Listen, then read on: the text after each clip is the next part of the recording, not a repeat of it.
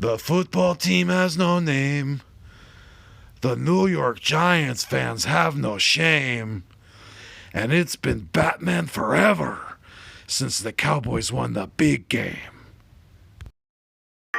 You are now watching a Philly Fuego production. Gracias, amigos. Fly, Eagles, fly. Welcome to the Nest Out West, where Eagles fans are always the best. I will always ride or die for this team, and when I'm gone, please bury me in green. Now I don't want to come off like I'm bragging, but I'ma bring the heat like an effing dragon. You can call me Fuego, aka Phillyzilla, coming to you like the Thriller in Manila. Lots of collabs and live streams galore. You're gonna love what I have in store. Giving you my all, I always will try. And just remember, it's fly, Eagles, fly. Yeah.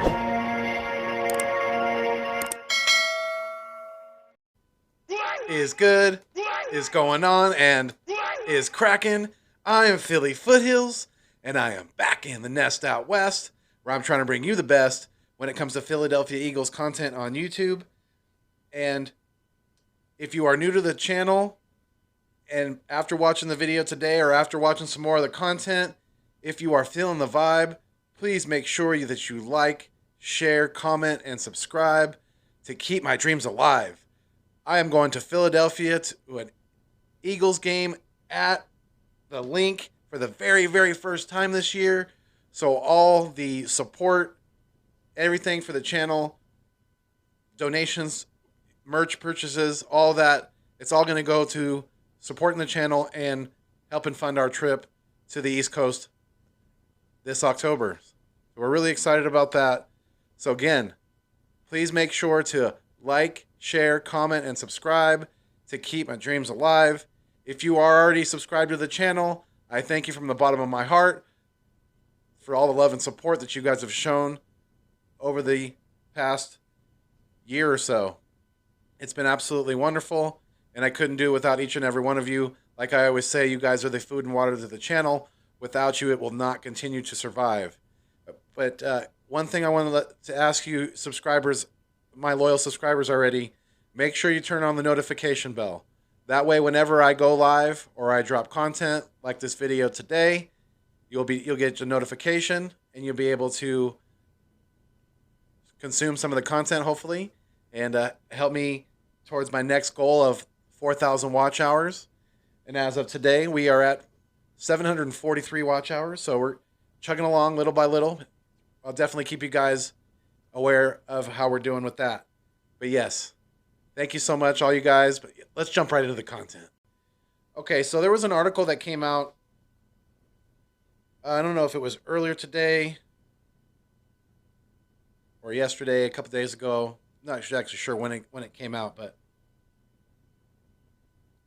I was already aware of, the fact that I found this interesting. It's not necessarily Eagles related, so I wanted to get your guys' take on this because, we do have a brand new coach and things like that. So, it could be something possibly he may definitely, investigate. He definitely may look into it, as far as implementing this into his coaching plan for the future. And I'm definitely not saying that the Eagles should do anything like this year, obviously because of the whole new coaching staff, the whole new playbook, the whole new offense, defense, everything like that. So, yeah, we definitely take that into consideration. But the Los Angeles Chargers head coach, Sean McVay, in the past, he has opted to not play his starters unless they are really entrenched in a position battle. Then he does not play his starters in any of the preseason games. And I want to get your guys' take on this. Do you guys think this is something that maybe Sirianni and the Eagles should implement next year or years going forward after a lot of these players are more familiar with the playbooks and things like that, our defensive schemes. And the reason for this, and I think to me, if you have a lot of veterans who are already comfortable in the system that they're playing in, and you're not so worried about, them being totally out of place when it comes to the games when it really counts, then I think this is a pretty smart, because you're keeping your key veterans that are not, like I said, that are not battling for a position out of the way of a major injury or anything like that that could set them back going into the season. Because I think, it's somewhat of a smart idea. I really do. And I want to get your guys' opinion on this, because he's not planning on, and I thought maybe he was going to maybe play Stafford a little bit in the preseason just to get him used to the offense and the system and some of the players around him and things like that. But yeah, he said, not now and not ever will Matt Stafford or any of the key starters who, again, not competing for a roster spot, not competing for not fully entrenched in a position battle, they're not going to play in the preseason. And, the way I look at this as being a somewhat of a smart idea is that this, I'd rather have my tools, whether they be rusty or not, come the start of the season, whether they haven't played any preseason games or not. I'd rather have my actual tool than not have my tool at all. You know what I'm saying? So if you go and play some of your starters in preseason and then they have a major injury and you lose them for the season or a majority of the season and things like that, then you don't have your tools. Then you're working with guys that are on the back end of the roster, and usually that doesn't work out too well for you.